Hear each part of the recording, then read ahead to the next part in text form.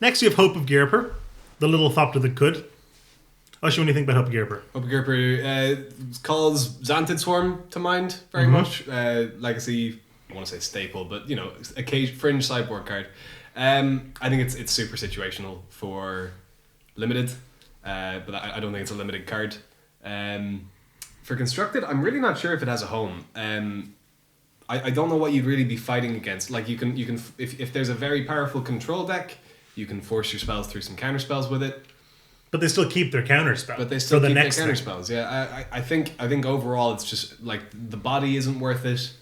The ability is very situational, and even in the matchups where it's supposed to be good, it's card disadvantage. Mm-hmm.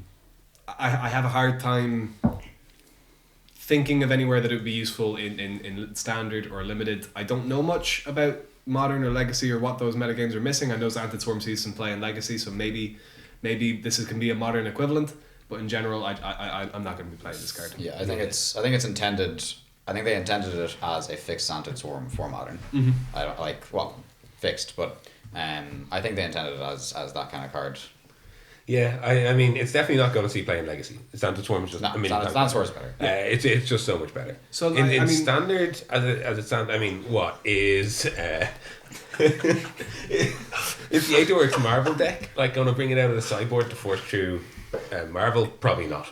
To be honest, I don't know where it lives. So maybe there's a world where you're playing your modern Storm deck or your you know, some sort of 2-card combo deck, and you want to set this up a turn early to get through all the counter magic that's running around in that format. So much counter magic. Like something like Ad Nauseam having it in the sideboard, where people side out their removal spells, they can board this in and then go off second main.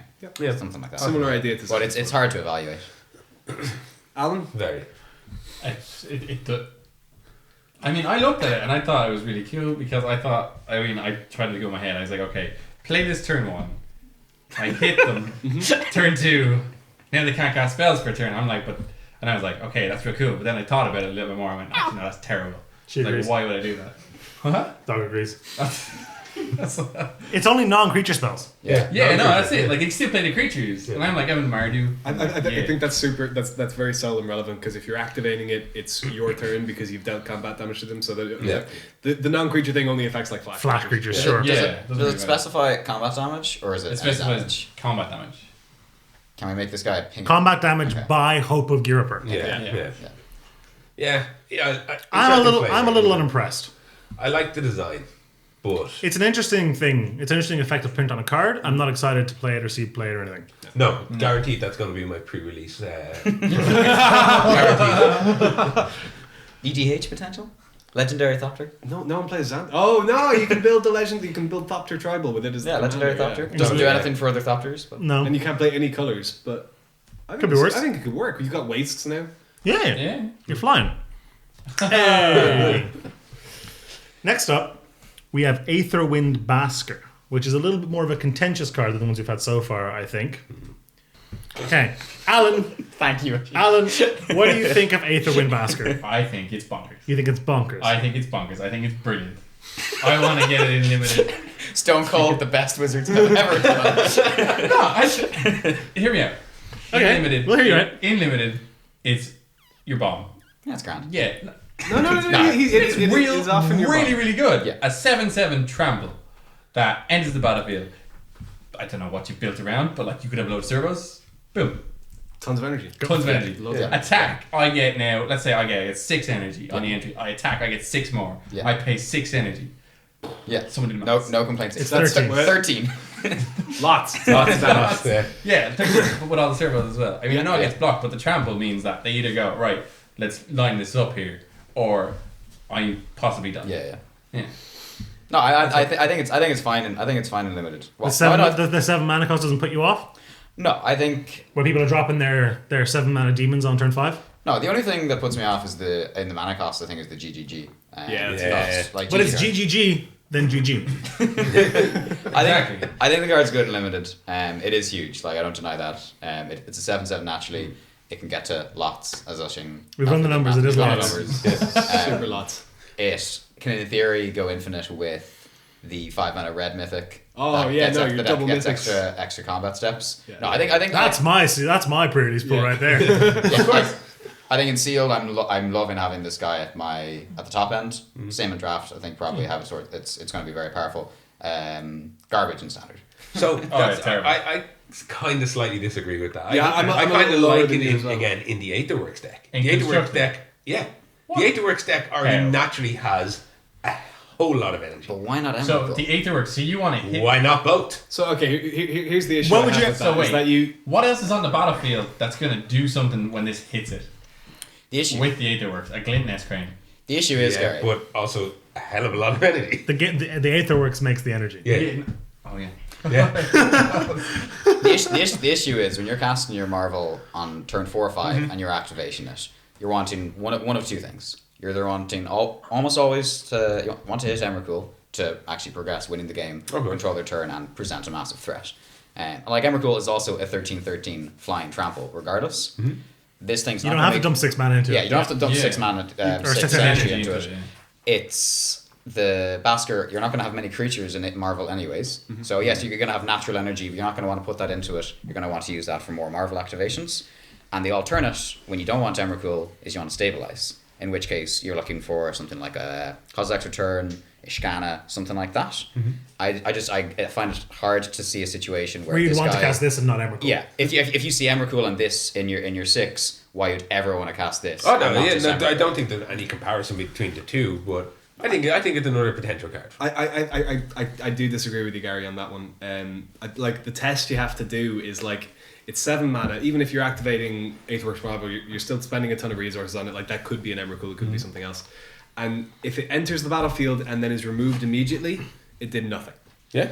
Ishkana at least can leave some guys behind.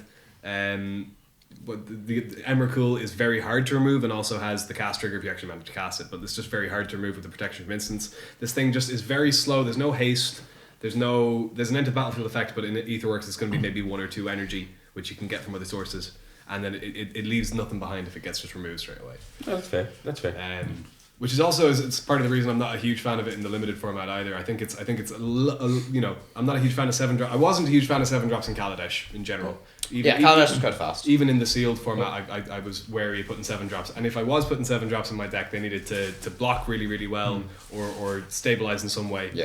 Which this kind of doesn't. It's mostly an attacker. It does block fine, but it does die to all the removal as well. I suppose when you think about it, when you play it on 7, I mean, it is insane when you play it, but like it's a case of you play that, you're probably already winning. Yeah, if you're in a situation where that card's going to win you the game, a lot of other 5 or 4 mana cards would also win you the game. Whereas if you need something that's going to stabilize, this isn't it, and it's hard to have that. I mean, a 7/7 stabilizes you pretty good. I don't know. I mean, like it's a 7/7 that there's a lot of unconditional removal in Kaladesh, compared to and in Revolt compared There's to a lot more other limited formats, where a random 7/7 would be good. You know, like this, it's so easy to get this with revoke privileges or any of the Could other get stuck in the headlights of exactly. So I think it's contextually weaker, and I think just in general it's sort of a weak effect. Yeah. I genuinely, when I saw it in the spoiler, thought it was an uncommon. Like I don't think it's at all mythic. I can understand it rare. For complexity's sake. For complexity, no, definitely not a common. There's a lot going on. But I think there's far stronger uncommons than this. Oh, agreed. Like in On that sense. note, it's not. No, man, I'm just going to. If you give me the option of this or Long Tusk Cup, I'm taking Long Tusk Cup. What if I give you the option of this or Untethered Express? Untethered Express. So we all loved Renegade Freighter and thought that was a fair and balanced. Renegade Freighter, which made the draft environment so much healthier. That's a common that seems like a mythic. Right? Yeah. Opposite. Halfway Aether between Basket. Untethered Express is an uncommon. Do you think it's better than Renegade Freighter? It cruise for 1. It cruise for 1. Cruise for It one. cruise for 1. In limited, that's not as big a deal. But It's not servos. It is. Yeah. But the Freighter less servos just gets now. +1/+1 on attack. This just gains counters. Yeah. Yes. This thing keeps getting bigger every time you attack. But So, this okay. does cost 1 more. Pros and Those cons. costs will- That's the only. All right, we'll do pros and We'll cons. do pros and cons. I mean, the pros of this versus the Freighter. Freighter is that it naturally has a higher toughness, Yeah. lower crew costs, which is Yeah. sometimes going to be relevant, and keeps the counters. The Freighter comes down a turn earlier. Is common. I mean, that doesn't work in its favor, but it's an excuse. No, it is common, and also comes down a turn earlier. So I guess the question is how important is the turn 3 versus turn 4? There's a 5/4 trample attacking on turn 4 versus a 5/5 on turn 5 yeah. is a big difference. Big difference. There's a lot of if you're on the draw, there's a lot of creatures on turn 5 that can just trade with that easily enough. Whereas 5/4 is very difficult to deal with. But that 5/4 never scales. Yeah, It never scales. It's always a 5. It is always a 5. Now, if we're talking limited, they're both obviously busted. You're not cutting either of them from your deck, and if you're taking as many as you can get. But in terms of like the standard vehicles deck, do you think this is going to make it in? The Freighter doesn't get played. Yeah, Freighter. No, I know. But do you think this is going to be something that can see play? Definitely not. You can't compete with Copter or the new Aether Squall Harvester, or Skyship or any of the Caravan. You can't compete with any of those. It's not close. Limited, it's filthy. Yeah. It's filthy. It is filthy in the middle. Now, on that. Small Mercy, it is an uncommon. You won't get run over by it as much that's as the best Renegade thing, Freighter. But it's also a Dino Train. Is that a pro? Very I think that's pro.